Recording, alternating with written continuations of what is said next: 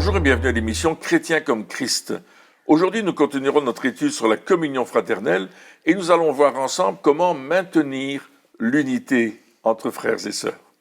Christine, oui. C'est à toi. Eh bien, Paul en parle dans Philippiens et on va lire plusieurs passages à la suite. Dans Philippiens chapitre 2, à partir du verset 3, il dit « Ne faites rien par esprit de rivalité ou par désir d'une gloire sans valeur, mais avec humilité, considérez les autres comme supérieurs à vous-même. Que chacun de vous, au lieu de regarder à ses propres intérêts, regarde aussi à ceux des autres. » Et donc là, on voit que l'égoïsme est proscrit, je veux dire. Hein, c'est pas du chacun pour soi, mais c'est vraiment regarder. Oui, puis on en a déjà discuté un petit peu dans l'émission précédente, mais je pense que c'est important de revenir là-dessus, donc sur le fait de ne pas avoir cet esprit de rivalité. Hein, on veut être au-dessus des autres ou en compétition. Et il y a aussi autre chose dans l'esprit de rivalité, c'est vouloir être le meilleur. Oui. Il y a toujours, des fois, j'ai l'impression que on pose la question, mais qui est le meilleur? On en a déjà discuté, mais je me souviens, je parlais avec quelqu'un, il me disait justement, oui, qu'est-ce que tu penses de celui-là? Est-ce qu'il est meilleur que l'autre? Ou est-ce qu'au niveau des ministres, je me dis, mais est-ce que c'est vraiment ça notre objectif? Est-ce que c'est vraiment ça le but? Ici, considérer les autres comme supérieurs à vous-même. Et lorsqu'il dit ça, je pense qu'il ne parle pas simplement de dire que les autres sont meilleurs que nous-mêmes, parce que ça, on peut le dire ouvertement en public, oui, mais je pense qu'il est meilleur, mais considérer, ça veut dire, on parle de nos pensées propres, on parle de notre manière de voir propre. Hein. De nos motivations aussi, pour lesquelles on fait quelque chose. Quelles sont les motivations? Est-ce que la motivation, c'est que je sois vu, c'est que je sois reconnu? Est-ce que cette motivation, c'est celle-là? Ou est-ce que la motivation, c'est Christ? Et je me souviens qu'il y avait un couple de chanteurs, deux frères, je pense, qui disaient « Le meilleur, c'est Christ. C'est Christ le meilleur. » C'était leur chanson. Et je trouvais ça formidable parce qu'ils disaient « Le meilleur, c'est Christ. Et notre motivation, c'est le meilleur, c'est Christ. Je vais être motivé par le fait que je vais ressembler à Christ et c'est lui le meilleur. Donc, quelque part, pour maintenir cette unité, ne pas être centré sur nos propres réussites, quelque part, ou nos performances. Nos performances, hein, on parle d'oublier, quelque part, cet aspect de performance. Oui. Et je pense qu'on doit éviter les comparaisons aussi. Exactement. Hein, tu parlais de comparaison, lui est meilleur, est-ce que je suis le meilleur que lui, est-ce qu'il est meilleur que moi? Évitons les comparaisons. L'important, nous, c'est de plaire à Dieu. C'est ça l'important. C'est ça. Ça veut dire que le meilleur, il n'est pas par rapport aux autres, il est par rapport à Jésus. Est-ce que je donne mon meilleur pour Jésus, pour lui plaire à lui? Et c'est clair qu'on est tous différents, que chacun est meilleur dans un domaine et un autre est meilleur dans l'autre. On ne peut pas le nier, c'est vrai dans un sens, mais l'important c'est est-ce que je donne tout ce que j'ai pour Jésus et le meilleur qu'il peut attendre de nous, c'est la grâce, c'est l'amour, c'est la miséricorde. Nous, souvent, on focalise le meilleur sur, comme tu dis, les performances, les choses pratiques ou techniques qu'on peut faire, mais en fait, ce que Dieu cherche en nous, c'est le meilleur dans le caractère. Et Dieu, il veut former ce caractère en nous. Et plus on va avoir, je veux dire, du respect et même considérer les autres au-dessus de nous-mêmes, mais c'est là que notre caractère va être formé pour être à l'exemple de Jésus. Et c'est bon pour l'unité. Je me souviens, justement, j'avais parlé avec un homme qui m'avait assez touché dans son caractère, dans son attitude, justement, qui ressemblait plus à Jésus. Hein, parce que lorsqu'on regarde, considère les autres inférieurs à nous-mêmes, qu'est-ce qu'on va faire? On va les dénigrer en disant ça, ils font pas bien, ça c'est pas bien, on va être arrogant. Mieux. Voilà, on va être arrogant, on va dire. Mais quand on les compare, qu'on les considère vraiment supérieurs à nous-mêmes, qu'est-ce qu'on va faire? Eh bien, on va les complimenter. Oui. On va dire, eh bien, là, franchement, tu as fait quelque chose d'extraordinaire. Et je me souviens que j'ai été voir cet homme, je discutais avec lui, et à chaque fois dans la discussion, il trouvait toujours des mots pour dire « Ah ben ça, ce que tu dis là, c'est vraiment bien. Et ce que tu fais, mais c'est super, mais tu es doué là-dedans. » Et moi, je le regardais, et c'est pas du tout ce que j'attendais comme remarque.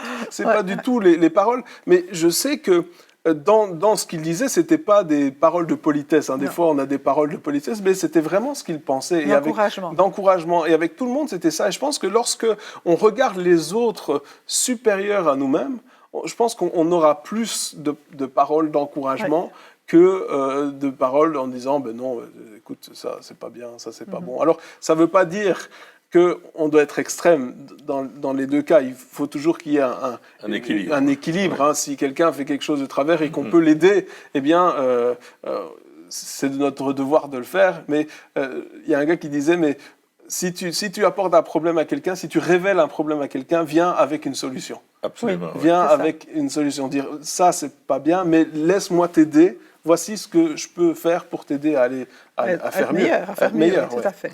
Et c'est ce que dit le texte, hein, que chacun de vous, au lieu de regarder à ses propres intérêts, regarde aussi à ceux des autres. Et quand on rentre dans cette dimension-là, la jalousie n'existe plus, la comparaison n'existe plus, l'envie. On va plutôt se réjouir du succès de l'autre. Et parfois, c'est difficile. Oui, j'ai remarqué que parfois, l'autre a du succès, puis on se dit hey, pourquoi moi, je n'en ai pas eu. Exactement, et là, c'est pas juste. C'est là qu'on doit regarder les choses différemment et se réjouir. Tu as réussi à faire ça, c'est génial. Félicitations, continue, tu fais du bon travail. Et je pense que c'est important dans n'importe quel domaine, parce que, encore une fois, notre objectif, c'est que le royaume de Dieu vienne. Ouais. C'est ça. Il faut voir quelle attitude on a dans notre cœur. C'est ça. Et ne pas être frustré parce que les autres réussissent. C'est vraiment participer à leur succès, se réjouir. Réjouissez-vous hein, avec ceux qui se réjouissent. Ça, je pense que c'est important aussi. Je me souviens justement d'un ami pasteur qui était, il était au service de Dieu, puis il faisait beaucoup de choses, il soutenait les missionnaires, etc. Et puis... financièrement, c'était pas facile, hein, mais il faisait quand même ses sacrifices pour soutenir un maximum l'œuvre de Dieu dans différents pays. Et puis un jour, il reçoit un coup de fil d'un autre pasteur de la ville, d'une église qui soutient absolument personne, qui avait pas vraiment de plan, etc. On lui dit, mais tu sais quoi, ce pasteur-là, il a reçu 1 million d'euros, il a reçu cet argent-là. Et là, je me souviens, mon ami, il dit, mais Seigneur, pourquoi pourquoi lui? Moi, je fais tant de choses. C'était une jalousie qui était montée. Et là, le Seigneur lui a dit, mais regarde ton attitude, regarde ton comportement. Ton frère vient d'être béni. Et la seule chose que tu trouves à dire, c'est que c'est pas juste, qui devrait pas l'être. Et on a facilement cette attitude. Hein. Alors dire que on ne réagirait pas comme ça, je pense que c'est présomptueux. Mais justement, on doit se dire, ok, Seigneur, ça aussi c'est un trait de caractère qui doit changer aussi, ou qui doit évoluer, qui doit s'améliorer, de dire je veux être content lorsque les autres sont bénis, je veux, au lieu de regarder mon intérêt, hein, Seigneur, qu'est-ce que tu peux faire pour moi? C'est toujours cette question-là, hein, lorsque on vient, on en a parlé, lorsque on parlait de la louange, Seigneur, qu'est-ce que tu peux faire pour moi, hein? C'est de dire, pour l'unité, pour garder l'unité, c'est Seigneur, comment est-ce que je peux aider le corps à grandir? Comment est-ce que je peux aider l'Église à grandir? C'est ça. Et puis si on se réjouit du succès des autres, on va se réjouir beaucoup plus souvent. Oui, c'est vrai. On va être heureux beaucoup plus souvent que Et ce sera le contraire de l'égoïsme. Oui. De l'égoïsme qui dit « je pense qu'à moi ». Et ce que Dieu nous dit, c'est « pense aux autres, tourne-toi vers les autres, ouvre ton cœur vers les autres », comme Jésus l'a fait quand il était sur la terre. Et un exemple facile, c'est de relire les évangiles et de voir comment Jésus avait cette capacité de se tourner vers les autres pour aider l'un et l'autre de façon différente. Il a utilisé plein de façons différentes pour aider les gens, pour être avec eux, pour leur parler, pour se manifester, parce qu'il était humble de cœur. Et je pense qu'un des signes importants, c'est l'humilité dans notre cœur. Comment est-ce qu'on peut être humble et rentrer dans cette humilité? C'est important. La vraie humilité. Hein, parce que il y a des... mais non, mais c'est vrai, il y a cette humilité qui, des fois, on dit oui, gloire à Dieu, et puis on pense gloire à moi. Vous savez, cette humilité polie, hein, où on est humble d'apparence, mais l'important, c'est l'humilité, la vraie, c'est-à-dire notre attitude de cœur. cœur. Hein. Si quelqu'un nous fait un compliment, alors on peut dire gloire à Dieu, bien sûr, mais on peut dire merci aussi. On peut dire merci aussi, voilà, parce que c'est gentil. Et puis on glorifie Dieu parce qu'on sait que c'est lui qui nous a donné la capacité de le faire. Donc quelque part, c'est aussi, voilà, la vraie humilité, ce n'est pas nier le don que Dieu nous a donné. Non. Mais c'est reconnaître qu'il nous vient de lui. Ouais. Comme quelqu'un disait, je suis fier du Seigneur. Ouais, je suis fier de ce qu'il a fait en moi ou à travers moi. Et en parlant d'humilité, on peut continuer le passage de Philippiens 2, les versets 5 à 8. Il nous dit « Que votre attitude soit identique à celle de Jésus-Christ, lui qui est de condition divine. Il n'a pas regardé son égalité avec Dieu comme un butin à préserver, mais il s'est dépouillé lui-même en prenant une condition de serviteur, en devenant semblable aux êtres humains. Reconnu comme un simple homme, il s'est humilié lui-même en faisant preuve d'obéissance jusqu'à la mort, même la mort sur la croix. » Et je pense que l'humilité, c'est ça, c'est pas se mettre spécialement en dessous des autres ou bien dire oh, « je ne suis qu'un ver, je ne suis rien ». C'est reconnaître aussi ce qu'on est et qui on est. Jésus savait qu'il était fils de Dieu. Jésus savait qu'il venait du Père. Et il n'a jamais dit le contraire. Il n'a jamais dit le contraire, mais ça ne l'a pas dérangé de se mettre volontairement au service et de venir avec cette apparence qui est la nôtre, qui pour lui, on pourrait dire qu'il a été dégradé en étant de Dieu et en étant homme, mais ça ne l'a pas dérangé parce qu'il a constamment, il savait qui il était. Donc c'est intéressant parce que l'humilité ne change pas notre identité. Exactement. Et ça c'est vraiment important. Lorsque on prie en disant « je ne suis qu'un ver, je ne suis rien », etc., on parle de notre identité. Oui.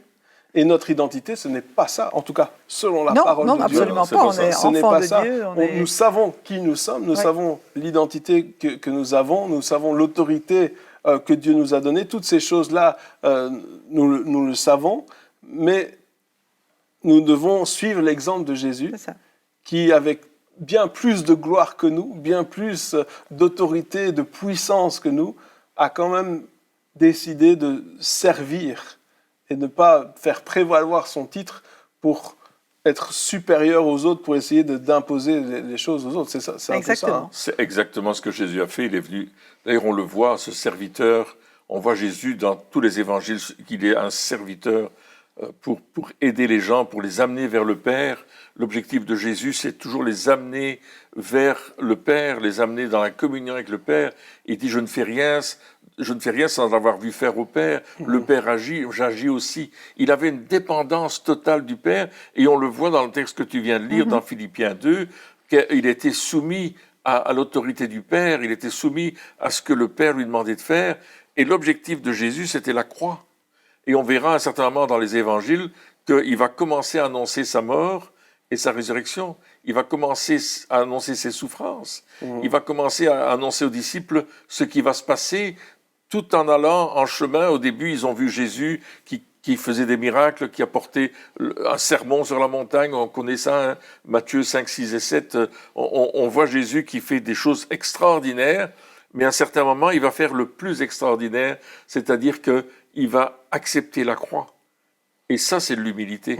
Oui, c'est ça. L'humilité, c'est aussi, et quand on voit dans ce texte, c'est l'obéissance. C'est ça. C'est l'obéissance sacrificielle. Oui. L'obéissance, c'est toujours sacrificielle parce que toujours faire des choses obéir, c'est faire quelque chose qu'on n'a pas envie de faire. Si on fait quelque chose qu'on a envie de faire, c'est pas ça de l'obéissance, on est juste d'accord. Ouais. Mais voilà. Mais obéir, mais ici, c'était sacrificiel jusqu'à la mort de la croix. Ça veut dire, pour nous, mourir à soi-même. Alors, ça peut être en temps de persécution, la mort physique, mais je pense que pour tout un chacun, tous les chrétiens ne sont pas appelés à être persécutés, hein, en tout cas jusqu'à la mort. Gloire à Dieu. Mais par contre, nous sommes tous appelés à mourir à nous-mêmes, à nos propres désirs, à nos plans, à nos voies, à nos projets. Et là, Jésus, il nous a montré l'exemple. Hein. Des fois, on dit, oui, mais je veux voir autant de signes, je veux faire autant de miracles, j'aimerais marcher sur l'eau. Moi, j'aimerais bien, franchement, marcher sur l'eau. Ce serait top.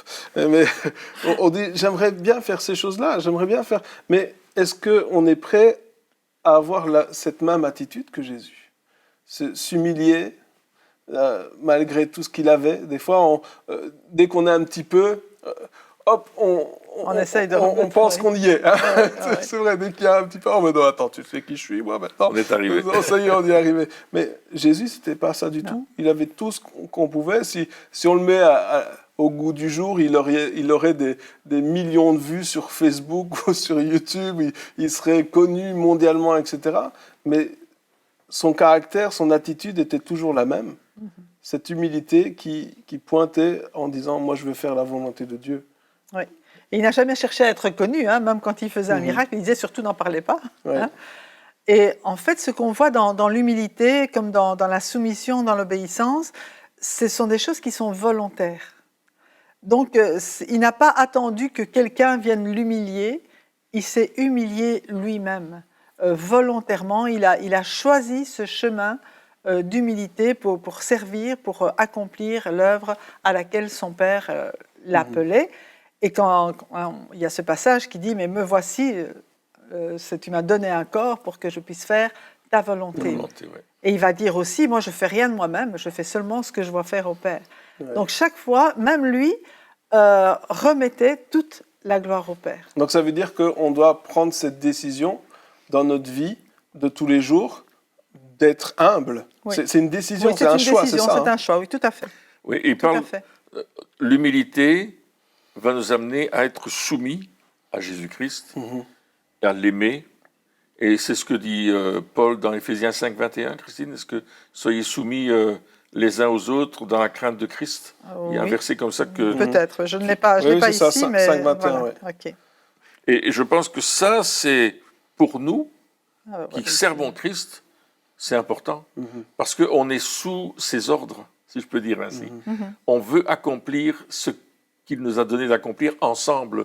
Et comme on le disait, on a tous une fonction, et si on l'accomplit avec simplicité, si on l'accomplit avec amour, si on l'accomplit pour plaire à Dieu, ça va vraiment permettre au règne de Dieu de venir sur la terre. Ouais, et puis être soumis les uns aux autres, ça va empêcher les petits chefs d'émerger. Ah c'est ouais. vrai. Et c'est ça qui va garder. Hein, ici, le thème de cette émission, c'est de garder l'unité, de garder voilà, cette communion fraternelle, la conserver. Et lorsque nous sommes soumis les uns aux autres, ça veut dire qu'on travaille en équipe. Hein, parce que si on travaille en pyramide, c'est-à-dire qu'il y en a un qui dirige, puis les autres qui font qu'obéir, ce texte ne peut pas être mis en pratique. C'est pas possible. C'est vrai. Mais le seul moyen de mettre ce texte en pratique, c'est de travailler en équipe et de dire, voilà, à un certain moment, c'est un tel qu'on va obéir parce qu'il a eu cette révélation de la part de Dieu et on sait que nous sommes tous en communion avec le Saint-Esprit et il a eu cette révélation et donc on va se soumettre à ça et on va avancer. Puis un autre jour, ce sera une autre personne qui a une révélation et puis c'est comme ça qu'on est soumis les uns aux autres en disant, ok, finalement, on n'est pas soumis à une personne en particulier, mais on est tous soumis à Jésus-Christ. C'est la même chose. Dieu lui parle, ok, on sait que Dieu lui a parlé, on va aller dans ce sens-là. Dieu parle à une autre personne, ok, il n'a pas besoin d'avoir un titre, mais on est soumis à Christ au travers de cette révélation qui vient de Dieu. Et il y a une complémentarité dans le service en faisant ces choses-là. Parce qu'en servant de cette manière-là, dans l'humilité et dans la soumission à la volonté du Père, on va vraiment s'aider les uns les autres, on va s'encourager et on va se fortifier, on va dire ensemble, on atteint le but. C'est ça qui est important. Donc c'est en même temps reconnaître les dons que chacun a reçus et se soumettre à ces dons en sachant, ok, c'est Dieu qui l'a donné et de nouveau se réjouir de ce que c'est dans la communauté que Dieu agit de cette manière. Oui, et puis c'est comme ça qu'on ira dans la bonne direction aussi. C'est comme ça qu'on ira même plus loin. Parce qu'une personne peut avoir une révélation. Et souvent, ça s'est passé comme ça. Une personne avait une révélation, et puis c'est comme si tout le monde suit cette personne et se dit, ok, Dieu lui a parlé, du coup, on n'a pas besoin de nous d'écouter Dieu, parce que lui, il a déjà reçu quelque chose, et donc c'est bon, on suit la personne. Et la direction est bonne, il n'y a rien de mal à ça. La première direction est bonne. Mais le problème, c'est après. Si tout le monde se dit, il y a une personne, du coup, nous, on est tranquille, on n'a pas besoin de chercher la face de Dieu, eh bien, c'est là qu'est l'erreur. L'erreur, elle est là. On doit se dire, ah non, lui, il a eu le début. Quelqu'un d'autre va avoir C'est quoi la suite? Oui. On va continuer dans cette même marche, dans cette avancée, pour aller plus loin, justement. Et c'est ça, quelque part, là, cette communion fraternelle, l'importance. Alors, je sais que ça fait bizarre d'entendre ce genre de choses, parce que le monde ne fonctionne pas comme ça. Le monde ne fonctionne pas comme ça. Mais l'Église fonctionne comme ça. Oui. L'Église de Jésus-Christ, en tout cas, selon tous les passages qu'on a lus jusqu'à maintenant, dans les émissions précédentes et encore aujourd'hui, on voit qu'on est soumis les uns aux autres dans la crainte de Christ. Ça veut dire quoi? Avec cette vision de dire, OK, Seigneur, on veut t'obéir à toi. Oui, ça montre vraiment que c'est Jésus qui est la tête et que ce n'est pas un être humain, quel qu'il soit, qui va toujours avoir l'impulsion. Et c'est pas possible. Et c'est pas juste. C'est mettre une pression trop grande sur un individu qui ne pourra pas la supporter. C'est le mettre en danger, parce qu'il va se croire au-dessus de tout le monde, et c'est pas juste. Hein. C'est comme ça que sont nés les gourous dans certains endroits. Bien sûr. Mais des gens qui ont bien commencé, qui ont mal fini, justement à cause de cette pression où tout devait venir d'eux. Oui, et je pense que le service, c'est d'être attentif aux besoins les uns des autres. Oui. Et de pouvoir entrer dans cette dimension de dire, mais comment je peux t'aider aussi? Comment je peux t'accompagner?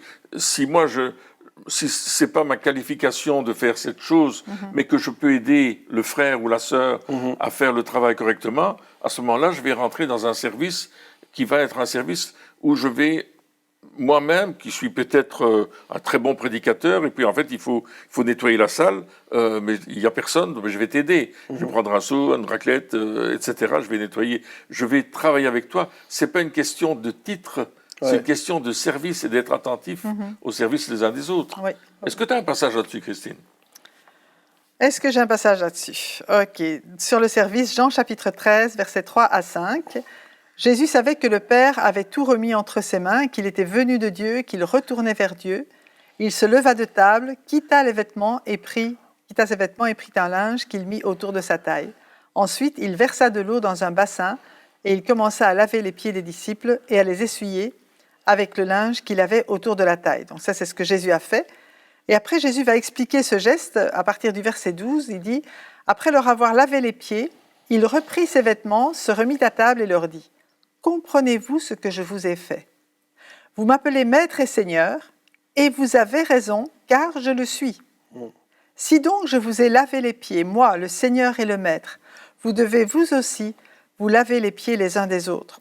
Car je vous ai donné un exemple, afin que vous fassiez comme je vous ai fait. En vérité, je vous le dis, le serviteur n'est pas plus grand que son Seigneur, ni l'apôtre plus grand que celui qui l'a envoyé. Si vous savez cela, vous êtes heureux, pourvu que vous le mettiez en pratique. » Et là, c'est vraiment le service, hein, l'humilité, la soumission, tout est dans le service. C'est quelque chose qui est plus qu'à l'intérieur, ça se manifeste pratiquement. Laver les pieds, c'était... C'est humiliant. Enfin, c'est humiliant, c'est vraiment pas le...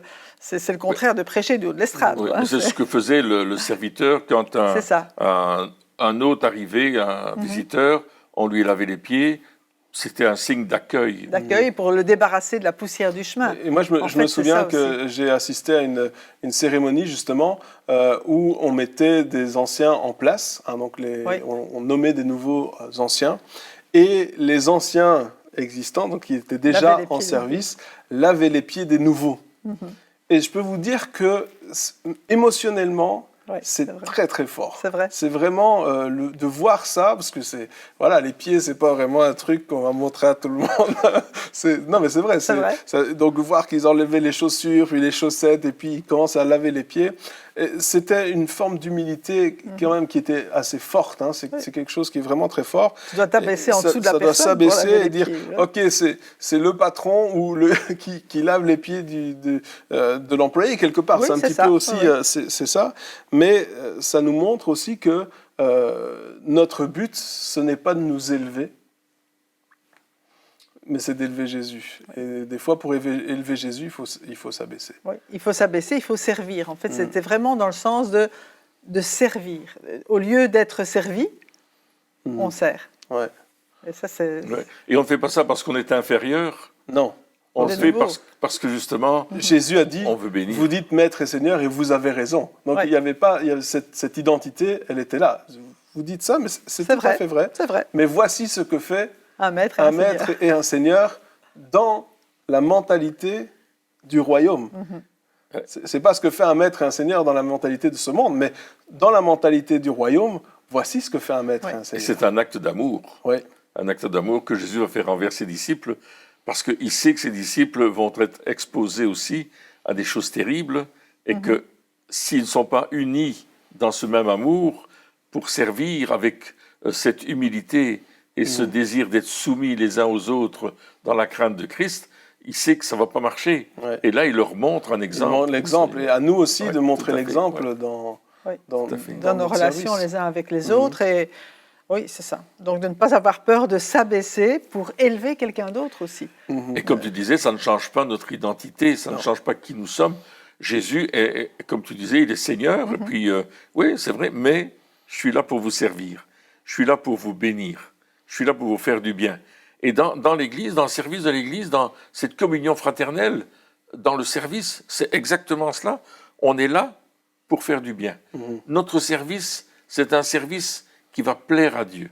Donc on va le faire le mieux qu'on le peut, dans toutes nos capacités, et puis Dieu va s'occuper du reste. Et ça nous aide à maintenir justement cette unité, hein, en servant les autres, en nous supportant. Un autre passage nous parle de se supporter tout à fait. les uns les autres. Ça veut dire aussi, alors supporter, on a ce terme où voilà, je dois te supporter parce que vraiment des fois c'est difficile, mais il y a aussi la vision de supporter, de dire aider l'autre quand il est dans le besoin, être un support pour lui. Voilà, le relever, l'aider, l'encourager. Et je crois que il y a on doit chacun avoir ce ministère d'encouragement, ce ministère de ok, je veux pas voir physiquement ce qui se passe, hein, voilà, humainement voilà ce qui se passe, mais quand je regarde quelqu'un, je veux plutôt dire Seigneur, qu'est-ce que toi tu vois, qu'est-ce que je peux dire, est-ce que je peux appeler tes paroles, je peux proclamer tes paroles sur sa vie, ce que toi tu dis que cette personne est. Et c'est ça aussi, se supporter, c'est pouvoir, peut-être des fois, lorsque certaines personnes vivent des situations difficiles, elles n'arrivent plus à voir plus loin, elles n'arrivent plus à voir au-delà du problème, elles peuvent voir que le problème. Et puis si nous, on arrive en disant, Seigneur, qu'est-ce que toi tu dis, on va pouvoir proclamer des paroles qui sont au-delà du problème, De la situation. au-delà de la qui est là, situation. Et là, ça va aider à dire, ah mais il y a un avenir, il y a une espérance, et je crois que c'est ça que Dieu a pour chacun d'entre nous, vraiment un avenir et une espérance, et il veut nous aider à ce qu'on maintienne cette unité, hein, cette communion fraternelle, pour que l'Église, encore une fois, aille de l'avant et continue à avancer encore et encore. Tout à fait. Eh bien, chers amis, merci encore de nous avoir suivis pour cette émission, et on se retrouve très bientôt pour la suite. Au revoir.